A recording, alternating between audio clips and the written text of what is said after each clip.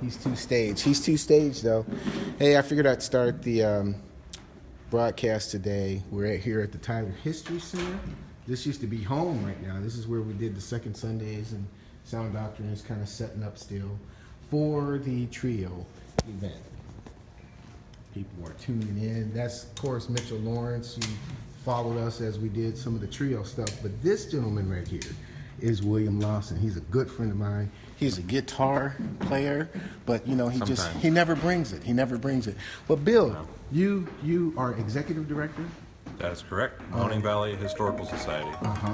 And you want to get that? You can get that if you want. No. So how long have you been executive director? A little over 24 years.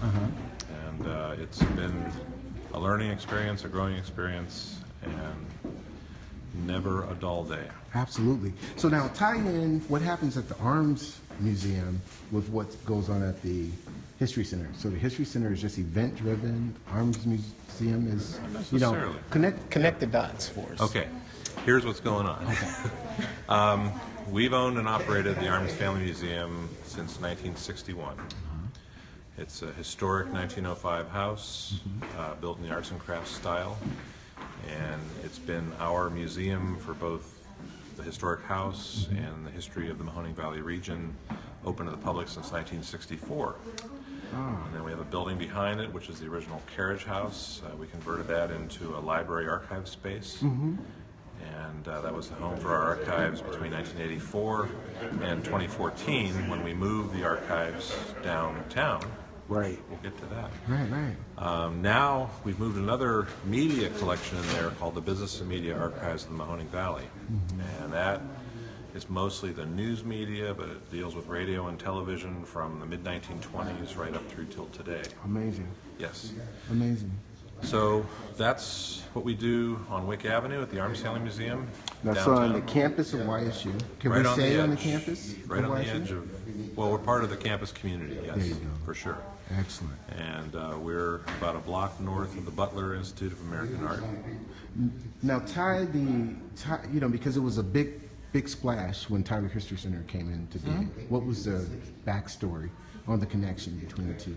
Well, the story is we needed more space because our programs were growing, our collection's growing, our staff's growing, and we spent a lot of years trying to find the best venue that we could, and we found it. And you're right down here in the heart of downtown Youngstown. This is at the main window here, but right before the square is down there. But this is downtown Youngstown, man. This is Federal Plaza. Yes. So, this is 325 West Federal Street. 325, where I'm trying to get that WRTA sign and not being the tree. But we're right across the street from the WRTA station. We're in between the Red Firefighters Bridge and the Home Savings and Loan Building. And we're the only building left on this block. But this building on the inside was so wonderful, so well preserved. Absolutely. Like this ballroom that we're in. This was built out in 1921, 1922, and it hasn't changed. All we did was clean up, add a new heating and air conditioning system, refinish the floors, new lighting, new electrical, and it's a beautiful facility that we use, that we have available for the public to use for any number of events, like Second Sunday Jazz. Hey. We had a good run there. Hey, we did, and yes. It's not over. It's not over. Finally, how can people get in touch with you?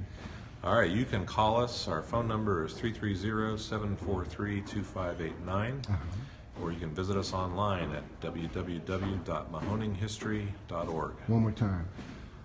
www.mahoninghistory.org, 330-743-2589. Hey, that's what's up.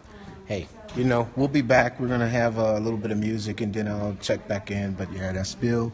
Wanted you to get to know him. Good friend, good man. So, Hey, Frank, say what's up as we leave, man.